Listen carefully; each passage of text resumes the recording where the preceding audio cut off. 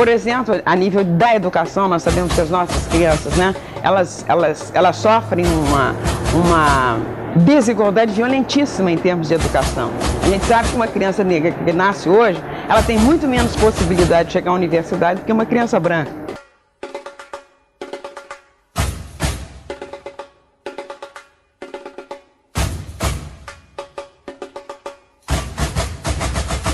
My four little children will one day live in a nation where they will not be judged by the color of their skin, but by the content of their character. I have a dream today.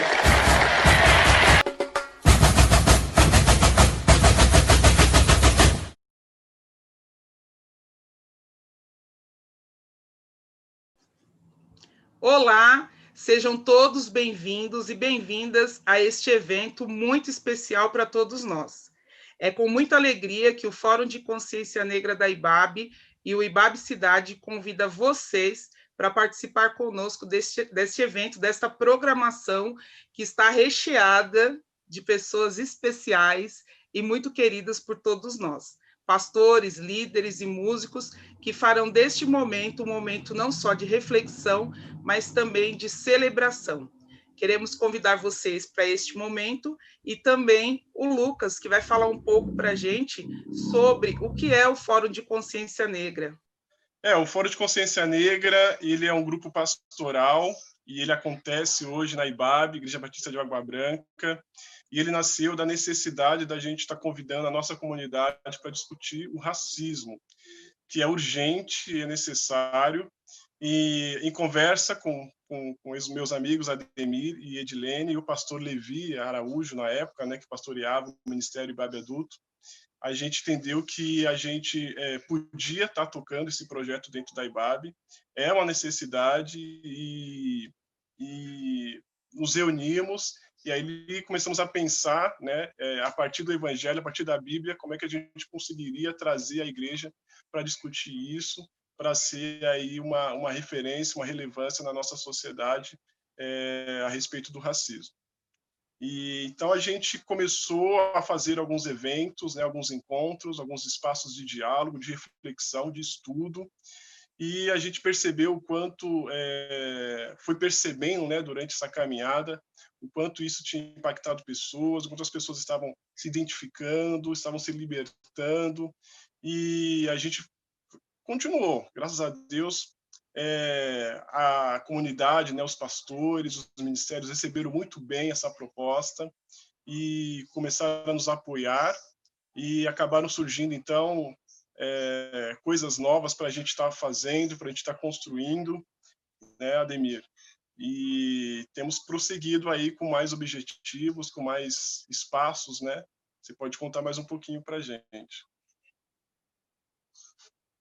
Olá, pessoal. Lucas, antes do Ademir falar, desculpa, Ademir, mas é importante dizer, né, que uma das coisas que fez com que a gente se interessasse por esse tema foram algumas intervenções que nós fizemos, né, alguns trabalhos missionários e em algumas comunidades mais vulneráveis, e nós percebemos que a maioria dessas pessoas que viviam ali, né, eram pessoas negras, né? E também depois a gente ouviu algumas histórias dentro da nossa própria comunidade sobre pessoas que sofriam por conta de serem negras. E aí, ao receber essas pessoas, né, fazer esse acolhimento, nós vimos a necessidade, né, de pensar sobre essa temática dentro da nossa comunidade também. Um sonho que começa em nós. Um sonho de promover um ambiente de acolhimento, escuta, reconciliação e perdão. Promover o enfrentamento do pecado do racismo dentro da nossa sociedade. Racismo que é estrutural, que está presente dentro das nossas igrejas também. Encorajamos você a participar dessa programação, desfrutar do sonho que está presente nas falas de pastores, líderes, membros e frequentadores da nossa comunidade, além de convidados muito especiais que estão conosco nessa programação. Espero que vocês gostem.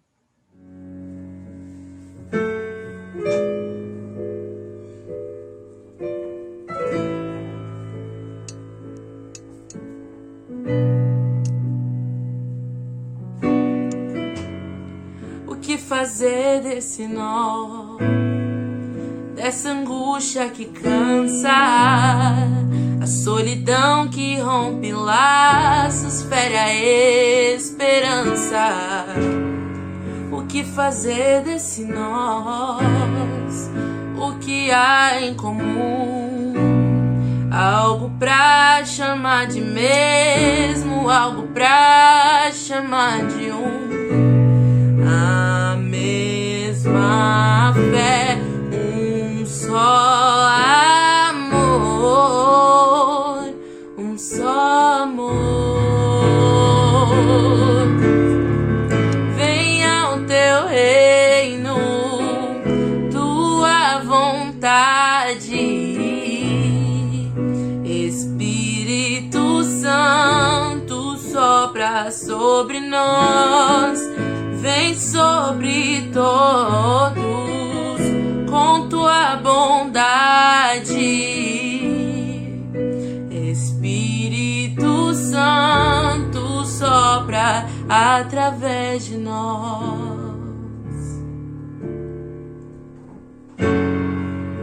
O nó é a morte, o nós é a ressurreição, o nó é a fome, o nós é o repartir o pão, o nós é o anseio de Deus para a criação, o nó é o pecado, o nós é a redenção.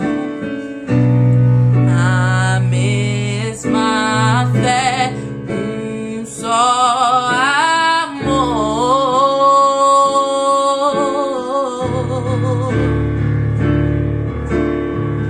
Venha o teu reino, tua vontade,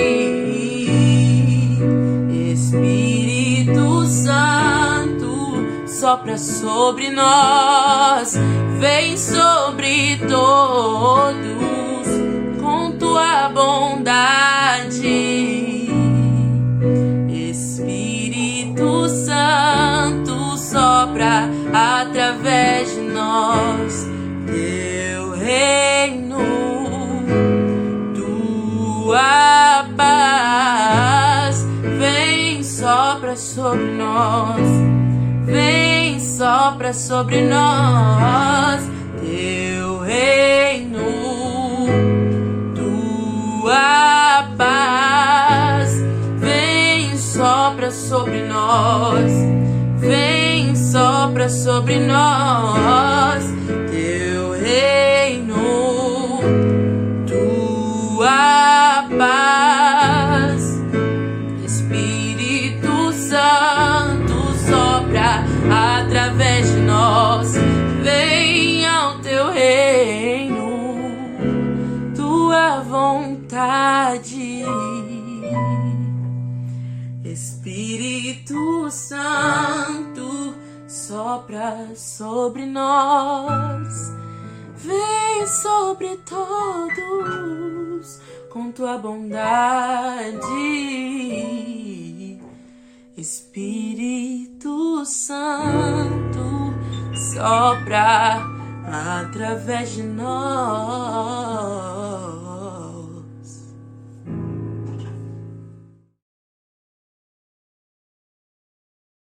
Olá, pessoal. Nós estamos aqui com o nosso pastor, presidente da nossa comunidade IBAB, está aqui presente conosco, o Fórum de Consciência Negra, a Edilene, José Malua, BH, saudações aí para todos. Boa noite. Seja bem-vindo, pastor Ed. É uma grande alegria tê-lo conosco, né? Nessa programação da Consciência Negra. E já vou te emendar uma primeira pergunta, né, para a gente já ir começando os aquecimentos aí. A gente sabe que esse ano de 2020 houve uma grande comoção, um grande despertar para essa temática do racismo, né? A gente teve alguns eventos aí que mobilizaram a opinião pública sobre o tema racismo, né? Eu queria saber se, no seu caso, você já vislumbrava esse acontecimento ou essa situação dentro das igrejas, ou se foi um despertar que ocorreu junto com o contexto? Como é que foi isso para você? Assim, você já conseguia enxergar essas questões raciais dentro da igreja? E como que era isso para você? Obrigado, Ademir, e obrigado a vocês aí do Fórum de Consciência Negra da nossa IBAB. Eu me considero parte do Fórum de Consciência Negra da IBAB. Eu estou em casa e eu agradeço muito esse privilégio que a gente tem de ter essa jornada. A minha resposta para a sua pergunta, Ademir, é sim e não. Porque eu tinha uma consciência, eu tinha um nível de consciência antes de 2020 e eu posso dizer que eu tenho um outro nível de consciência depois de 2020. Talvez o que mudou tenha sido o meu comprometimento pessoal e o meu engajamento pessoal. Durante muito tempo eu tive um álibi assim na minha vida de que eu não era racista. O meu melhor amigo, ou se não o melhor, um dos meus melhores amigos, e o único pastor que dividiu o púlpito da IBAB comigo durante todo o meu tempo de ministério da IBAB, com rotina, o único pastor, assim, eu sempre tive pastores que me substituíam na minha ausência, mas o único pastor que dividiu o púlpito da IBAB comigo foi o Ariovaldo Ramos, que é um negro. Aí eu dizia assim, eu tenho o meu melhor amigo e o pastor da IBAB que divide o púlpito comigo é negro, como é que eu sou racista? Eu não sou racista. Até que um dia eu li um artigo da Eliane Brum, em que ela disse, olha, a questão não é se você é racista ou não é racista, porque a questão é se o seu lugar e a sua posição no mundo e na sua sociedade é um lugar de privilégio de branquitude. E se você é omisso e se você não enxerga o racismo estrutural, você é um racista de outro jeito. Aquilo causou um grande impacto na minha vida, porque eu nunca tinha pensado em racismo estrutural. Eu tinha pensado em pessoas racistas e pessoas não racistas.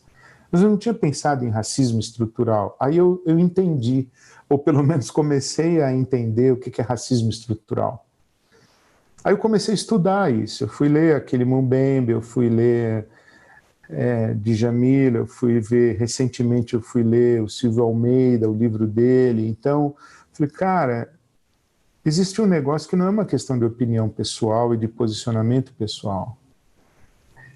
E isso causou grande impacto na minha vida. E eu acho que isso mudou a maneira como eu enxergo essa situação, e eu prefiro dizer situação do que tema. Eu não acho que racismo é um tema. Racismo é uma situação. O racismo é uma realidade, é uma experiência humana, não é um tema para a gente debater.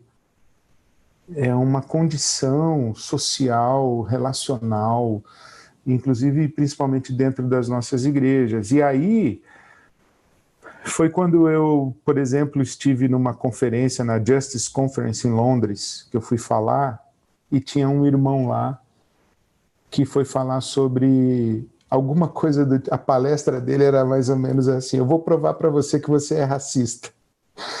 Aí eu pensei, eu não sou racista. Na hora que ele começou a falar, ele falou, eu vou fazer 10 perguntas para você. Eu falei, cara, eu sou um racista e eu não sabia que eu era racista.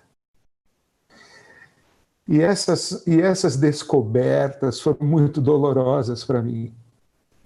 E uma coisa que eu já disse do púlpito da IBAB, eu não tenho constrangimento de dizer, porque eu não tenho problema de confessar o meu pecado, porque eu acho que a gente só supera essas situações se a gente tiver confissão. A dor do meu coração é que eu sou pastor da IBAB há 30 anos. Se eu fosse pastor da IBAB há 1 ano, 2 anos, eu ia dizer assim, é que eu cheguei aqui agora, não deu tempo de mudar. Não, eu estou aqui há 30 anos, então isso doeu demais no meu coração. Eu descobri o racismo estrutural da minha própria igreja, da minha própria comunidade, e que esse papo de eu não sou racista, meu, não tem nada a ver, não está com nada. Se você não se compromete positivamente com a superação do racismo que é estruturante da nossa sociedade, inclusive das nossas igrejas e inclusive da nossa própria igreja. Então eu digo, então, para você, Ademir, respondendo a sua pergunta, a consciência, ela vem muito antes, mas o meu comprometimento pessoal de superar isso e de denunciar isso a partir das nossas realidades, das nossas igrejas, e a começar da igreja onde eu sou pastor, é muito recente. Mas eu não quero lamentar o meu passado, porque eu já pedi perdão a Deus e peço perdão a vocês. Mas eu quero pensar daqui para frente de como nós podemos superar isso. É isso que eu penso, é isso que eu creio. Desculpa. Imagina. Eu ouvindo você falar, né? Eu sempre que eu tenho a oportunidade de conversar aqui com o pessoal do fórum, né? Pensar na ideia de que os brancos de hoje, eles não têm culpa pela escravidão que passou, mas eles são responsáveis, né, por fazer esse movimento de reparação e trazer um pouco dessa consciência, principalmente nesse ponto que você fala sobre reconhecer os privilégios, porque os brancos de hoje, eles não praticaram a escravidão, não praticam, supostamente, mas eles desfrutam, né, e são beneficiados por essa escravidão, né? Uhum.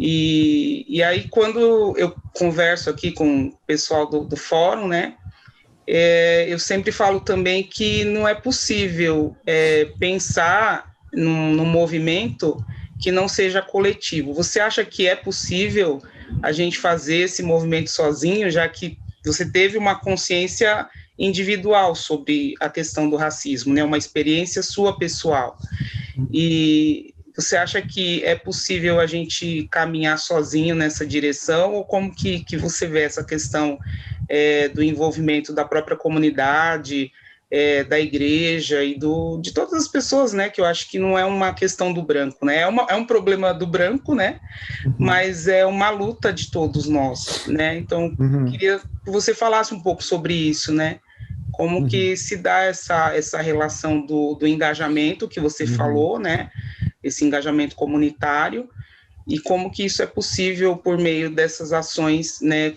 de uma forma coletiva.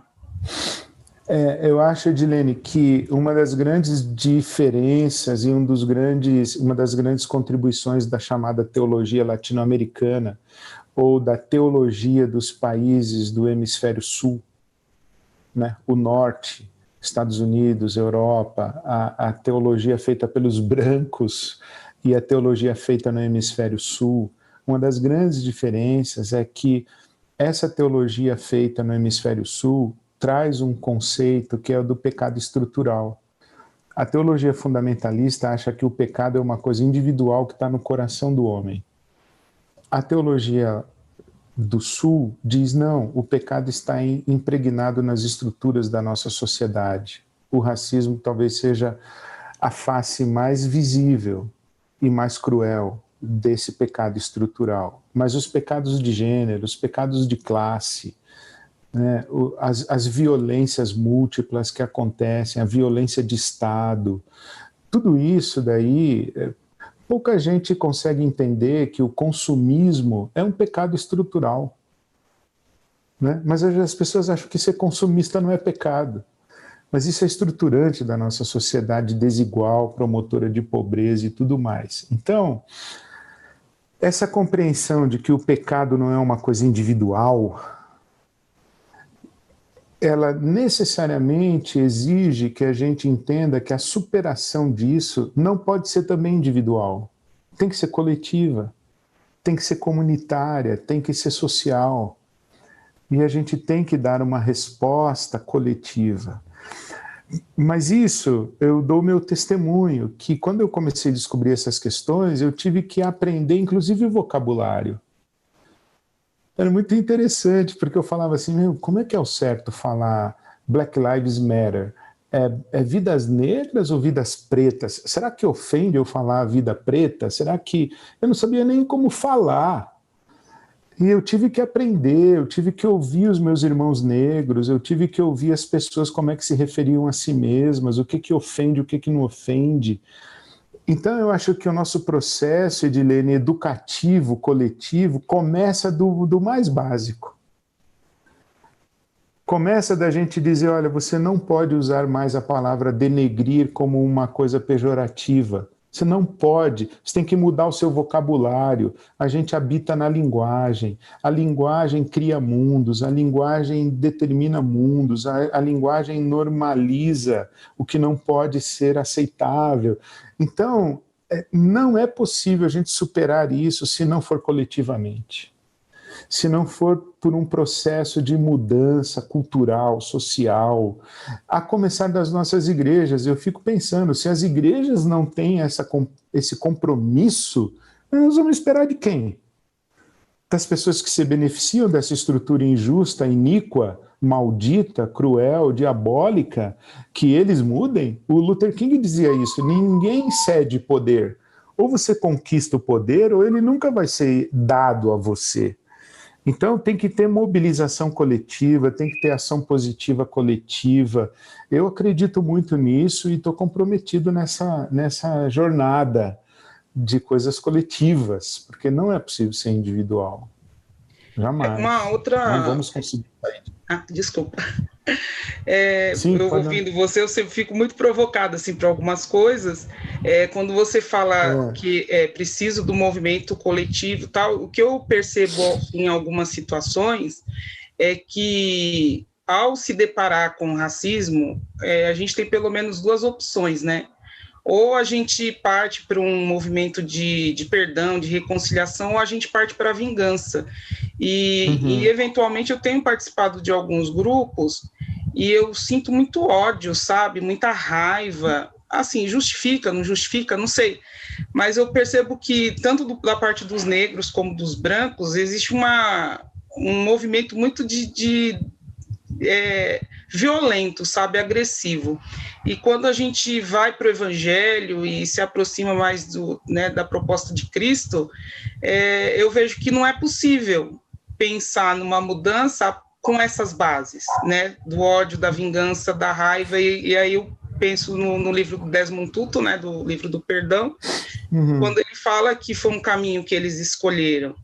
Então, como que a gente, como igreja, né, porque nós não somos um grupo, né, nosso grupo aqui não é um grupo de militância, né, embora a gente não ignore todas as contribuições que foram feitas até aqui, e a gente chegou nisso hoje por conta de muitos irmãos que também lutaram e brigaram muito por isso, né, então a gente não está falando por nós mesmos.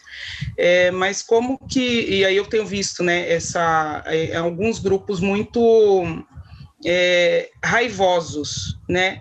Como que a gente vai fazer isso, esse movimento coletivo, sem ser dessa forma, né? É uma preocupação que eu tenho, e eu sempre tenho expressado isso, né?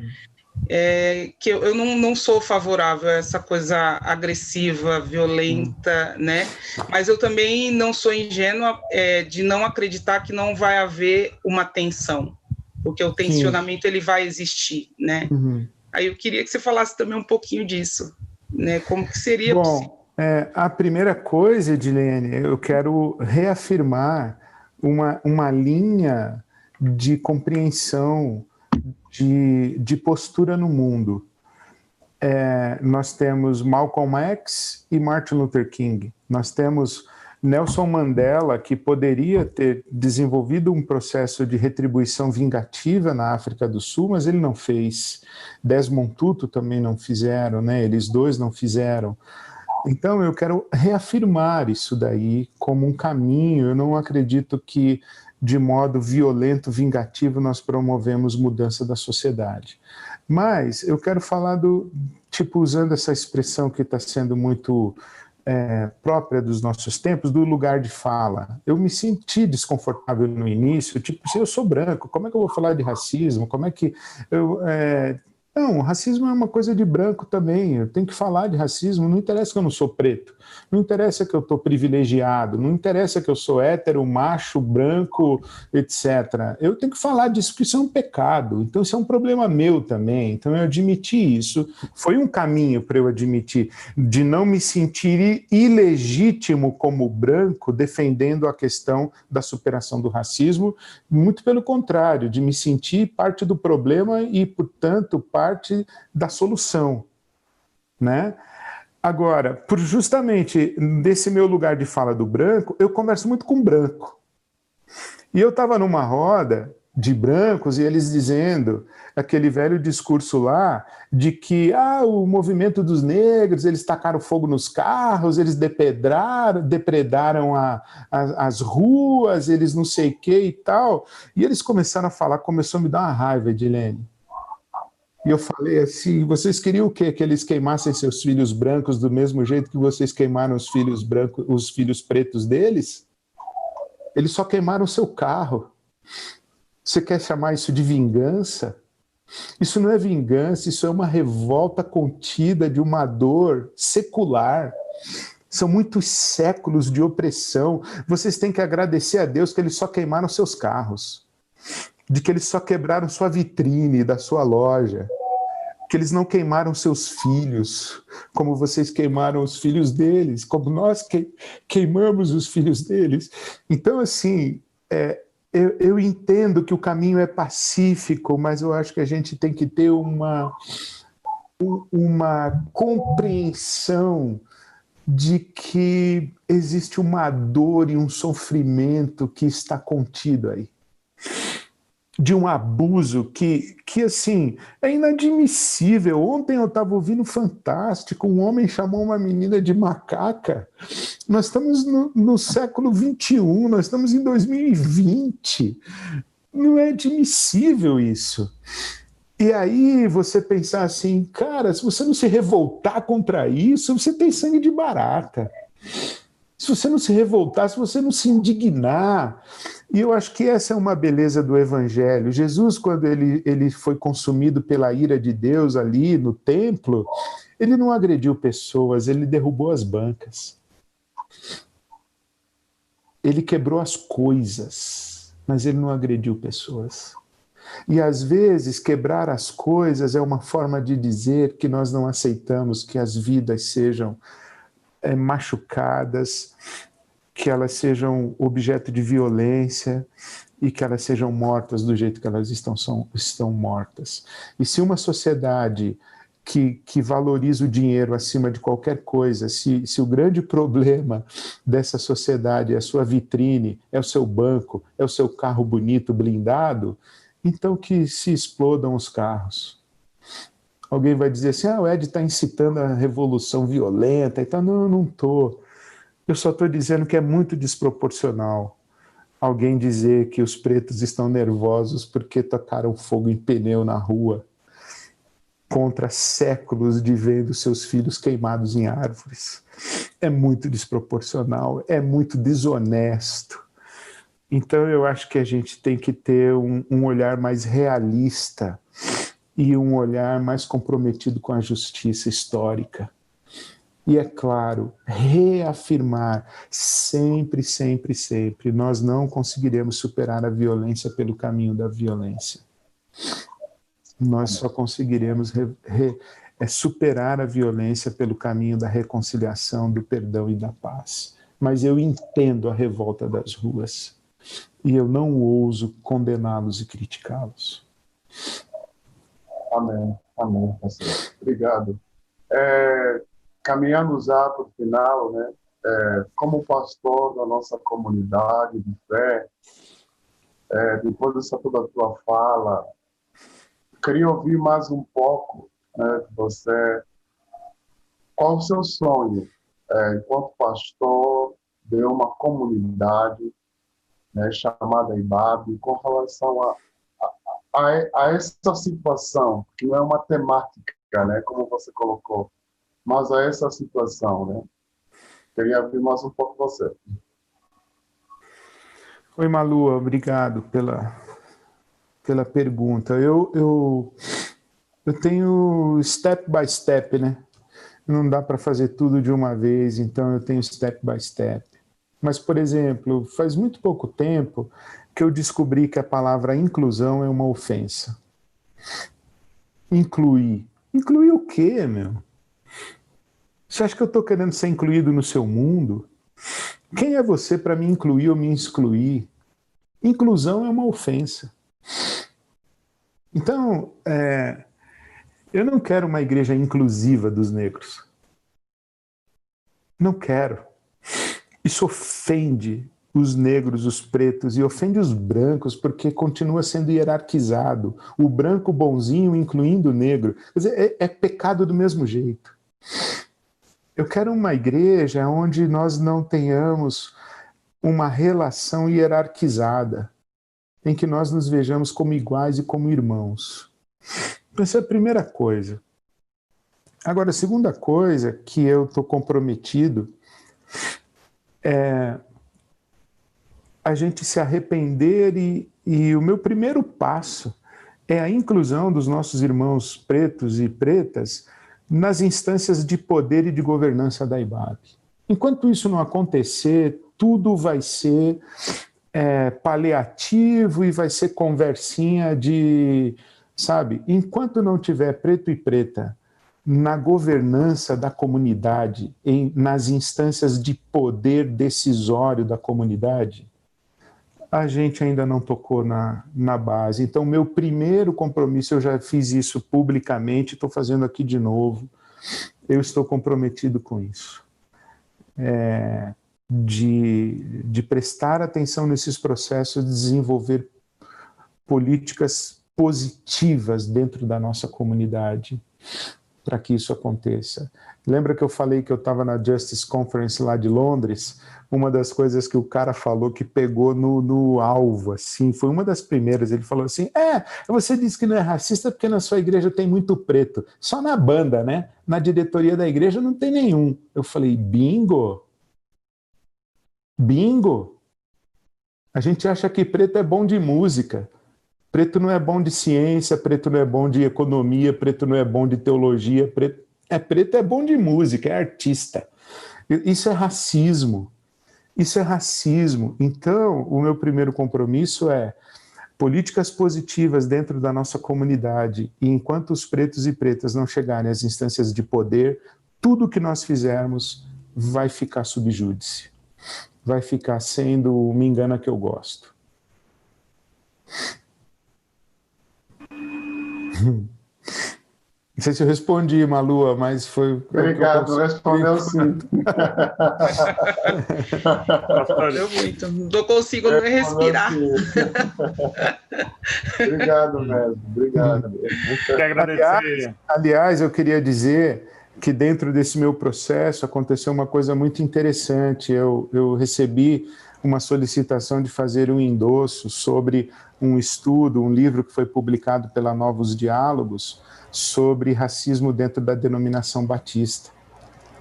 E o camarada fez esse trabalho, um irmão nosso, e eu falei, caramba, eu vou fazer o endosso desse livro. E eu falei assim, olha, eu sou batista há mais de 40 anos, eu nunca vi um missionário preto. Eu nunca vi um missionário batista preto. Para não dizer que eu não vi, eu vi um só, que era brasileiro, que eu fui trabalhar com ele em Pereira Barreto, quando eu estava no seminário de férias, mas ele era um missionário brasileiro da Junta de Missões Estaduais. Eu falei, eu nunca vi um missionário americano preto. Em 40 anos de vida de pastor batista e em 40 anos frequentando congresso de pastores e líderes no Brasil inteiro, não só da denominação batista, eu nunca vi um preletor preto. Meu, por que isso eu não enxergava? Por que isso eu não enxergava? Aí está a denúncia do lugar do privilégio. E aí está a denúncia do racismo estrutural. Então, enfim, eu acho que eu já falei o que eu tinha para falar aí. Obrigado. Pastor, eu queria te agradecer também e pedir que a gente pudesse orar nesse final, né? Eu me sinto muito honrado de estar aqui com os irmãos. Eu acho que esse movimento que começou na IBAB há alguns anos e fez questão de chamar pessoas brancas como eu para participar dessa reflexão mostra o quanto esse movimento é um movimento de Deus, no sentido de não segregar e de não querer deixar que, né, a realidade do racismo sempre na mão das pessoas negras, ali lutando sozinhas. Então, eu agradeço demais aos irmãos e eu acho que essa consciência, a gente tem visto esse ano, essa consciência profunda, né? E a gente como homem branco, pessoa branca, quando tem essa consciência profunda do que significa o racismo, né? E qual a amplitude, a dimensão que o racismo tem na construção da nossa sociedade, isso mexe demais com a gente e a gente não consegue mais voltar atrás, como você falou. E eu queria pedir que a gente pudesse orar, que o senhor pudesse orar nesse sentido, porque eu acredito que esse é um movimento que só o Espírito pode fazer. E eu acredito que o Espírito está fazendo esse movimento. Amém. Em 2020, vem soprando há muitos anos, mas esse ano a gente tem visto realidades que eram impossíveis de serem mudadas, sendo transformadas na sociedade. Empresas abrindo programas de trainee só para pessoas negras. As coisas estão mudando de uma forma, né, que a gente consegue ver que Deus está agindo, Deus está de alguma forma atuando. E a minha esperança é que as pessoas, que todas as pessoas brancas e negras da IBAB, todas consigam entender, consigam ganhar a dimensão, essa consciência que o Espírito traz do problema e do pecado que nos atinge. Então... Sim. Amém. Vamos orar então. Vamos orar. Deus nosso Pai, nós te invocamos com gratidão no nosso coração pela grande salvação que o Senhor nos deu. E porque em Cristo Jesus não há macho nem fêmea, não há escravo nem livre, não há judeu nem gentio. Te damos graças porque em Cristo Jesus somos uma só família. E te pedimos perdão pelas fronteiras de classe que construímos, as fronteiras de gênero e as fronteiras de raça, que nos impedem de viver como uma só família. Nós te pedimos perdão, Senhor. Mas te agradecemos por esse sopro do Teu Espírito Santo sobre nós, sobre a nossa comunidade, por essa divina inspiração do Fórum de Consciência Negra, pelo seu trabalho, por esse dom que o Senhor deu à IBAB, e dando à IBAB, o Senhor deu ao corpo de Cristo. Obrigado, Senhor. A tua palavra diz que é o teu Espírito quem convence do pecado, da justiça e do juízo. E nós te suplicamos esse sopro do teu Espírito Santo alcançando todas as consciências e corações, para promover essa unidade de entendimento, essa unidade de coração, essa unidade de arrependimento e essa ousadia, essa unidade de ousadia para a superação desse pecado. Tua palavra diz que o Senhor é quem opera em nós o querer e o efetuar a tua vontade. Então nós abrimos nosso coração e pedimos, Espírito Santo de Deus, vem realizar em nós, através de nós, por meio de nós e apesar de nós a tua vontade. E glorificar a Jesus Cristo, nosso Senhor. E fazer da tua igreja essa profecia de vida, essa profecia de libertação, essa profecia de dignidade humana, essa profecia de igualdade humana. Nós te pedimos assim, Pai, te agradecemos por esse tempo, quando debruçamos os nossos corações a ouvir a Tua voz, e te agradecemos tudo quanto o Senhor falou. O Senhor falou e através de todos os irmãos e irmãs que ministraram para nós, e nós te pedimos que tudo isso seja usado pelo Teu Espírito para produzir frutos de justiça e de paz, para a glória do Teu santo nome. Em nome de Cristo Jesus. Amém. Amém. Amém. Amém. Amém. Obrigada. Amém. Eu que agradeço. Gratidão, pastor. Obrigada De coração. verdade. Se cuida. Quero te ver você pra cima. Eu sei Tô bem, que às vezes Ednei. é tempo de chorar, tempo de sorrir, mas eu quero te ver sorrindo. Tá bom? Mas sabe, nas minhas lágrimas há tristeza pelo passado, a tristeza pelo apedrejamento do presente. Mas são lágrimas, e eu ouvi uma vez a Anne Lamott, ela disse que as nossas lágrimas regam o chão, onde nascem novas flores e novos frutos. Então as minhas lágrimas também são de alegria, viu? Porque pelo que Deus está fazendo e vai fazer, e pelos frutos e pelas flores e frutos que nós vamos colher juntos aqui. Obrigado por vocês existirem. Obrigado pelo Fórum de Consciência Negra. Obrigado por todo esse movimento. Muito obrigado. Muito obrigado. Um beijo para vocês. Nós sonhamos com uma verdadeira democracia racial, onde todos os povos que construíram esta nação com seu sangue, especialmente os negros e os povos originários, possam ser reparados e ter igualdade de direito, voz, dignidade e oportunidades. Concordo sim com você. Nós sonhamos com o fim da reprodução do privilégio branco e com o arrependimento pelo racismo estrutural em todos os sentidos. Nós sonhamos por sensibilidade, empatia e acolhimento nas questões raciais, por todos e todas. Nós da comunidade IBAB sonhamos que ela seja cheia de espírito de reconciliação e que todo o espírito de divisão e polarização se afaste de nós. Nós sonhamos que haja coragem e sensibilidade nas lideranças evangélicas para tratarem o pecado do racismo de frente, sem medo e com o amor e a empatia do Espírito Santo.